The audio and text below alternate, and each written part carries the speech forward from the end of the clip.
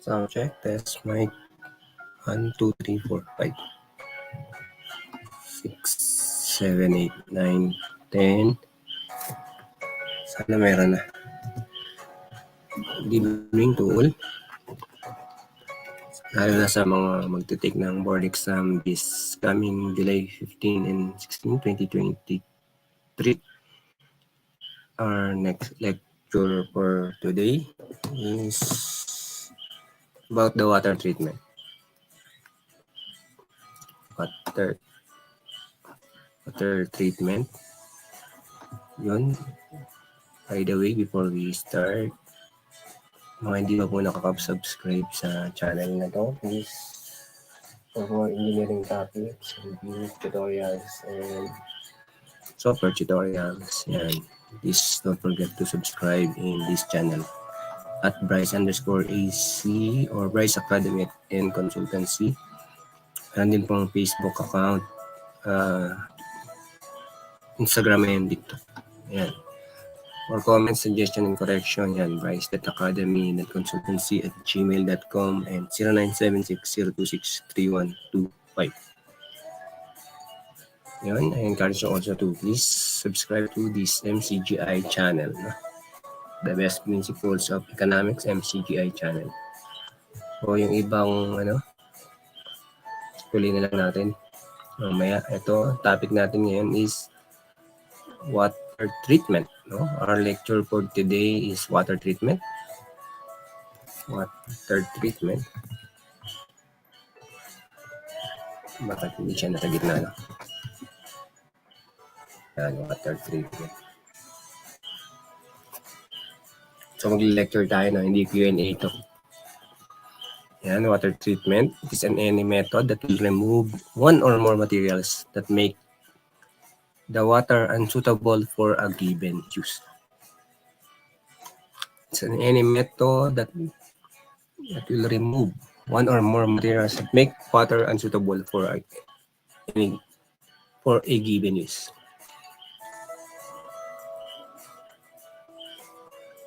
Number one type of water treatment is sedimentation, a process that removes some suspended matter from water simply by allowing time and the inactivity of water to do the work, settling out heavier suspended particles.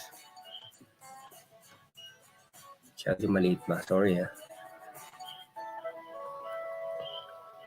Number two, coagulation and flocculation. This process also removes suspended matter along with some coloration. Chemicals such as alum or hydrated aluminum sulfate, a common coagulant, is added to turbulent water. Letter A, coagulation is the chemical process in which the coagulant reacts with the sediment to make it capable of combining into large particles. Letter B, flocculation is the physical process in which the sediment particles collide with each other and stick together. Number 3, aeration.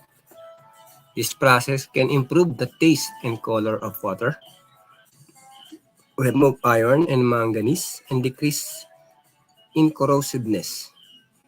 In aeration, as much of the water surface as possible is exposed to air.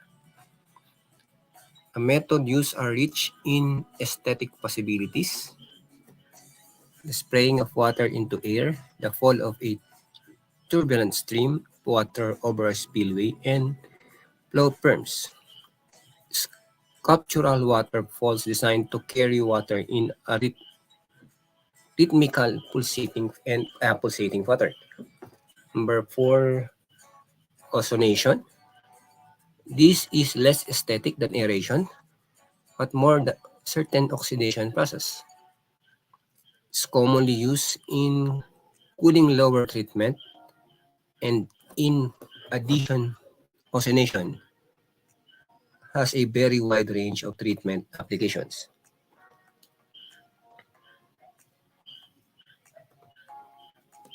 Number 5, filtration. Mechanical process for removal or reduction of suspended particles, some bacteria, and some color. Letter A, slow sand filters used for rainwater application. Low maintenance, easily constructed device that should be cleaned as often as the turbidity of water demands. Letter B, pressure sand filters. This is rarely used for individual water systems.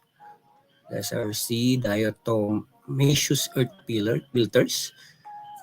This can be either vacuum or the pressure type. They require periodic attention to make it effective. Letter D, porous stone, ceramic, or unglazed porcelain filters, also called pasteur filters.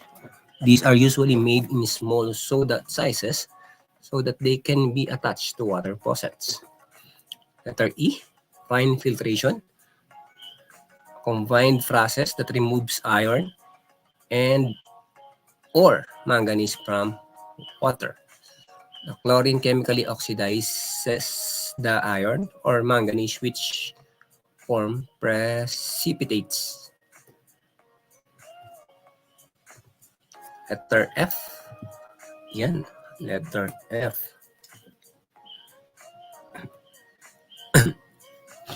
Activated carbon filters. These are particularly effective for removing tastes and odors. Water is passed through granular carbon, which attracts the large quantities of dissolved gases, soluble organic contaminants, and fine solids.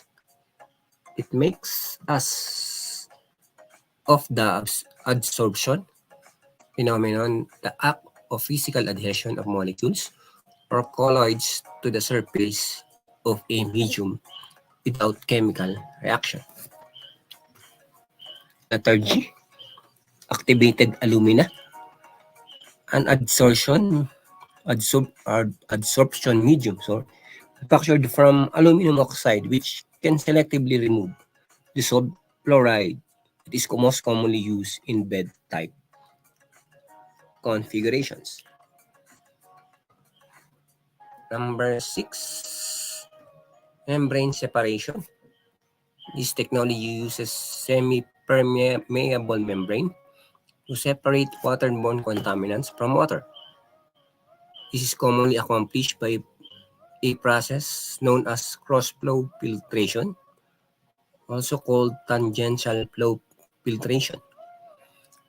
In this process, the bulk solution flows over and parallel to the filter surface, and under pressure, a portion of water is forced through the membrane filter.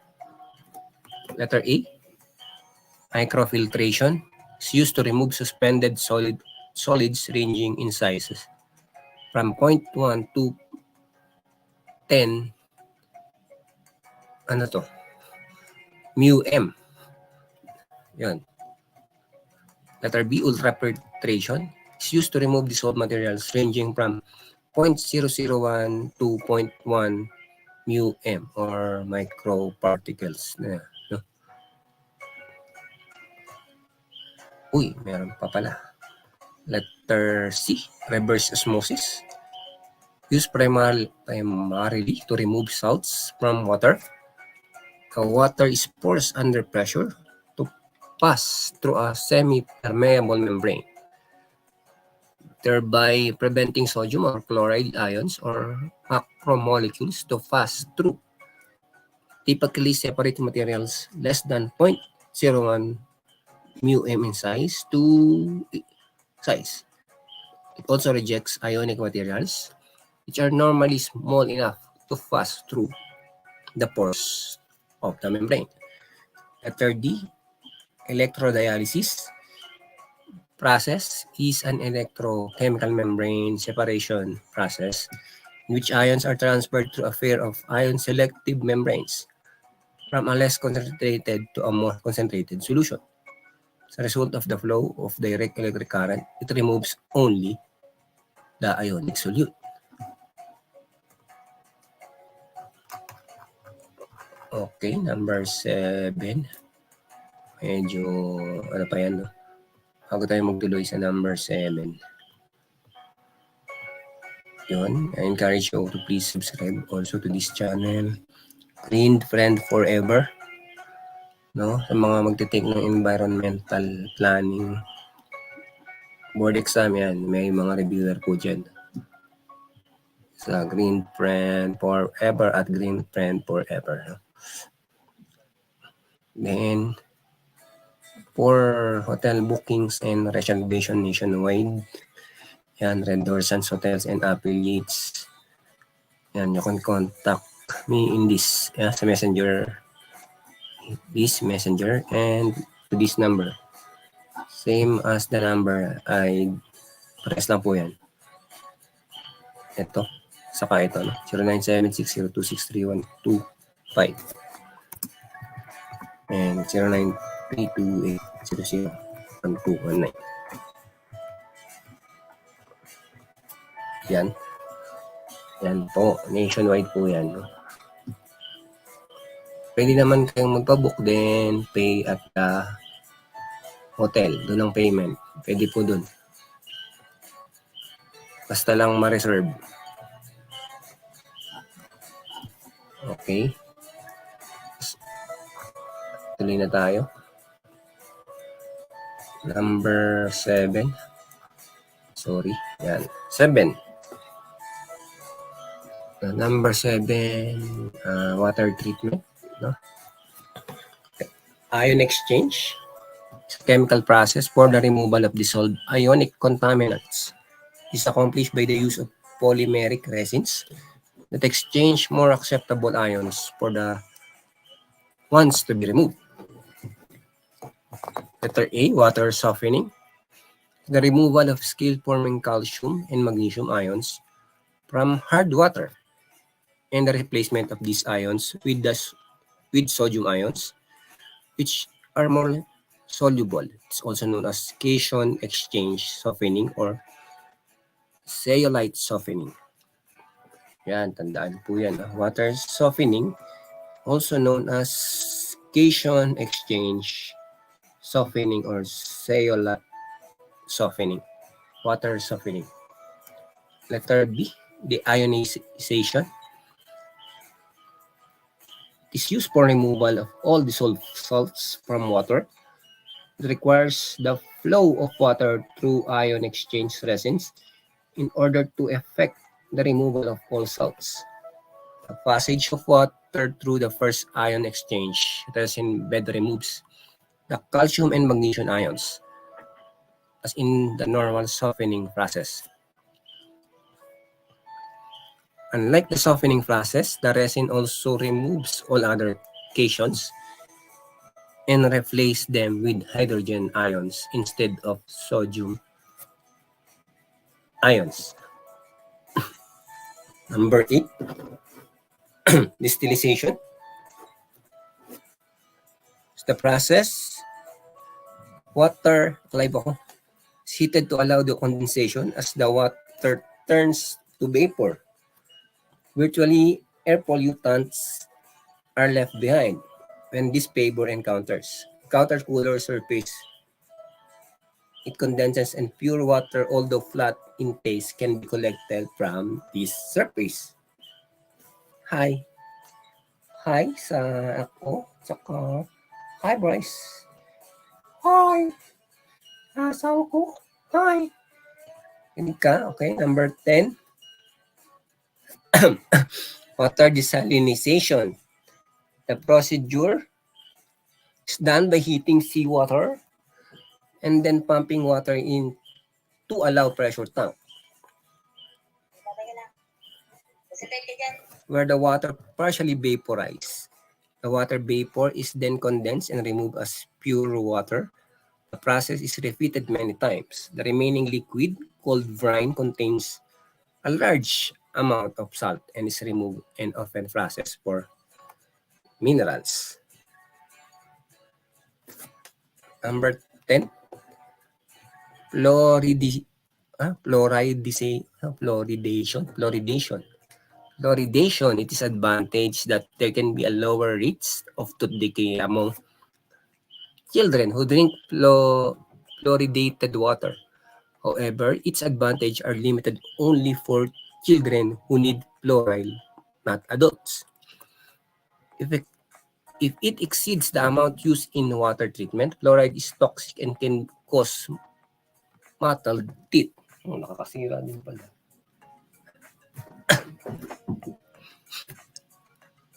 Yun, number 10. 11. Corrosion control. It's important to keep the water system aerating freely and to prevent corrosive water from increasing the concentration of hazardous materials. As from copper pipes, corrosion is a slow degradation of metal by flow of electric current from the metal to its surroundings. Factors affecting corrosion. Letter A, acidity. The more acidic or low pH, the more corrosive the water. Conductivity. As dissolved, mineral salts increase the water's conductivity. They encourage the flow of electric current of corrosion. Letter C, oxygen content. Dissolved oxygen destroys the thin protective hydrogen film on immersed metals, thus promoting corrosion. Letter D, carbon dioxide content. The carbon dioxide forms acid which attack metal surface. And letter E, water temperature. Increased temperature increases corrosion.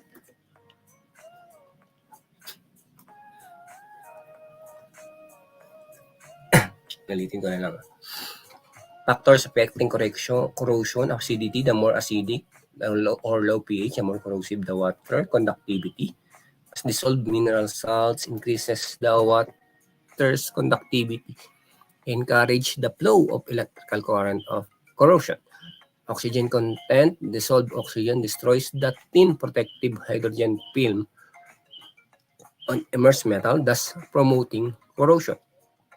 Carbon dioxide content. Carbon dioxide forms carbonic acid which attacks metal surfaces. Water temperature. Increased temperature increases corrosion. Number 12. Nuisance control. Algae grows the most prevalent nuisance can usually be controlled by applying copper sulfate or blue stone or blue vitriol. Copper sulfate to the water body. Algae growths, the most prevalent nuisance, can usually be controlled by applying copper sulfate to the water body. Cooling towers are especially difficult water treatment problem. To treat cooling water successfully, a method is used for microbial control, removing organics and precipitating in organics. Number 13, disinfection. This is the most important health-related water treatment. It is the process used to kill microorganisms. Most disinfectants are chemicals that are normally fed into the water treatment system. They are allowed to circulate for a time and are then rinsed out with clean water prior to returning the system to use. Yan, okay. May chemical disinfectants. May mga chemical disinfectants natin. Letter A, chlorine. Ang lecture po natin na ito ay dito rin kumukuha ng mga board topics. No? Chlorine, this is the most widely used disinfectant in municipal water system in most parts of the world. It has been scrutinized because of its propensity to form possible carcinogens or trihalomethanes. It has been under scrutiny because of its propensity to form possible carcinogens upon reaction with naturally occurring organic materials such as humic acid, human-made organic effluent. It is readily removed by activated carbon filters and can be monitored with simply test kits. It's easily rinsed out of the system when used at concentrations of 1 to 2 ppm. It's capable to maintain bacteria at low levels. Factors affecting chlorine's ability to disinfect include what? Letter I, chlorine concentration. The higher the concentration, the faster the more complete rate of disinfection. Contact time. The longer the chlorine contacts the organisms in water, the more complete the disinfection. 3. Water temperature. The higher the temperature during contact, the more complete the disinfection. And 4. pH. The lower the pH, the more effective the disinfection. B. Okay, letter B, chemical. Chloramines. These compounds resulting from the reaction of ammonia with chlorine in water solution are commonly used in municipal water supply systems because of its superior stability of chloramines. Chloramines compound over chlorine.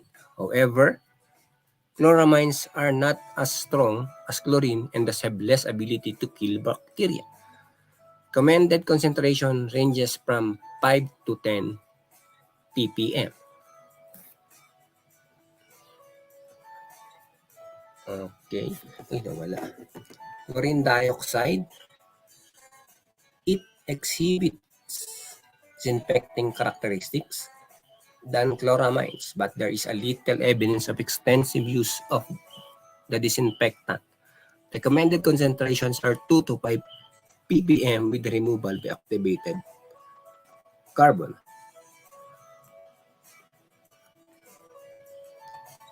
D. Iodine is common relative of chlorine that was used for years by campers for disinfecting drinking water of unknown quality. Unfortunately, certain gram-negative bacteria can become resistant to iodine. The recommended concentration is 0.3 to 0.5 ppm. Letter E, ozone sa mga chemical disinfectant. Ozone. This consists of oxygen and a 3-atom form. O3 is very effective bactericide. However, it must be generated on-site and has a relative short life. It can be removed by ultraviolet irradiation or activated carbon.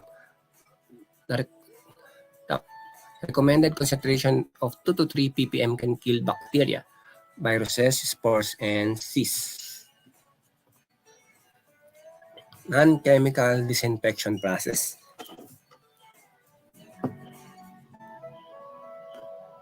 The non-chemical disinfection process, ultraviolet irradiation, exposure to UV or ultraviolet radiation is a method of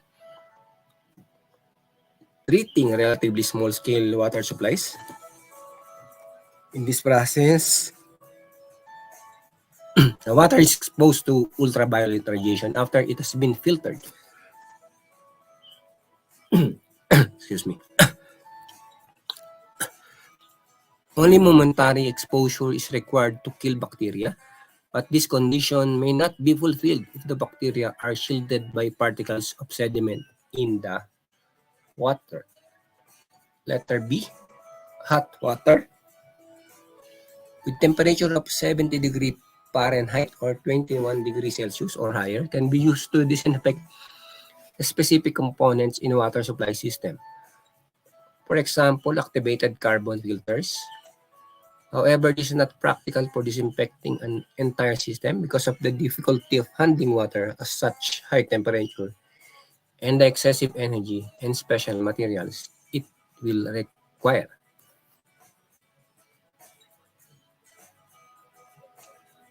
Pero kung 21 degrees, di pa mainit yan. No? 100 degrees Celsius yung pero Sa shower, 40 degrees Celsius to 21. Medyo hindi pa yan gano'ng mainit. Kumaligam na. Yan, okay. Ito naman yung mga treatment.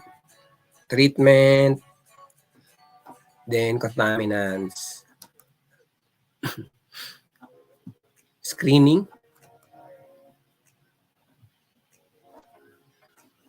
Explain natin. Sa treatment, then contaminants, floating debris, suspended materials, dissolved materials or salts, and dissolved organics. Sa floating debris, this is oil, grease, foam, and solids. Sa suspended materials, silt, clay, colloids, and dust. Sa dissolved materials or salts, calcium, sodium sulfate, chloride, heavy metals, cyanide. Sa dissolved organics, pesticides, detergent, bacteria, viruses, oil, sewage. Okay, sa screening, ang natatanggal or natitreat ay mga floating debris. Aeration and clarification, yan, floating debris and suspended materials. Coagulation, settling, yan, floating debris and suspended materials din, as well as biological treatment and filtration. Then sa carbon adsorption is the dissolved organics. For ion exchange, distillation, ion exchange is dissolved minerals. And yan, ano to? Electrolytes, yan sila, no? Dissolved minerals. For both distillation and reverse osmosis, dissolved minerals, saka dissolved organics, yan, kaya sila, no? And the last two, ultrafiltration and disinfection. Ang natitreat na contaminants is dissolved organics, full ultrafiltration and disinfection. Yun, hanggang dyan yung ating lecture for today. Yung next lecture letter is water sources. Medyo madami to. Bukas ng water sources. Yun. So, mga gustong mag-avail ng Master Plumber 2019 reviewer, no, PDF files. Yan. Can contact me to this number, no. Yan, nandito yan. 0976-026-3125. Pwede din this sa video na to, no. Comment, suggestion, and correction, inquiries. Sa video na to, sa mga susunod na video. Pwede rin sa Facebook, Instagram, and Twitter. Ito po yung composition, no, yung content, plumbing arithmetic. Siyang 18 sets na Q&A. Part 2, sanitation, plumbing, design, and installation. Part pala yan, sorry. Part 1.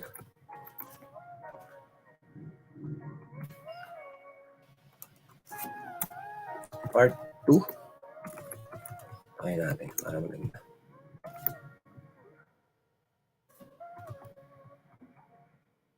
Sorry. Muna lang.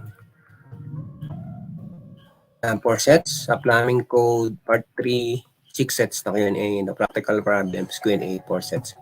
Pero may laman pa yan. Marami pa yan laman. Arithmetic yan yun. Physics, algebra, number system, economy, vector analysis, elements. Ayan yung 18 sets.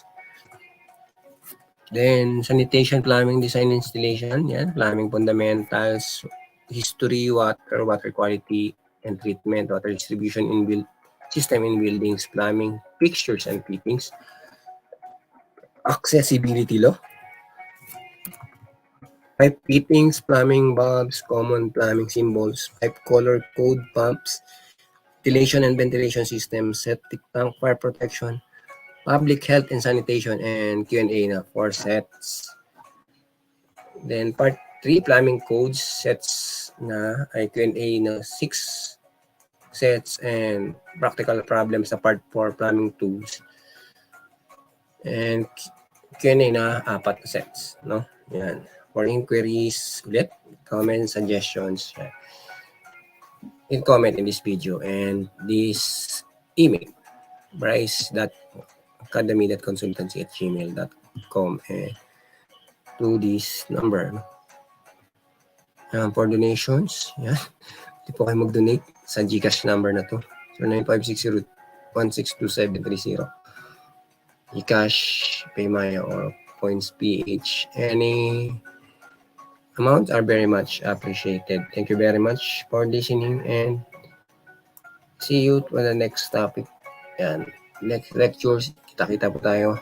Water sources. Part pa rin po to ng Part 2, Sanitation, Plumbing, Design, and Installation. Thank you very much and have a nice day.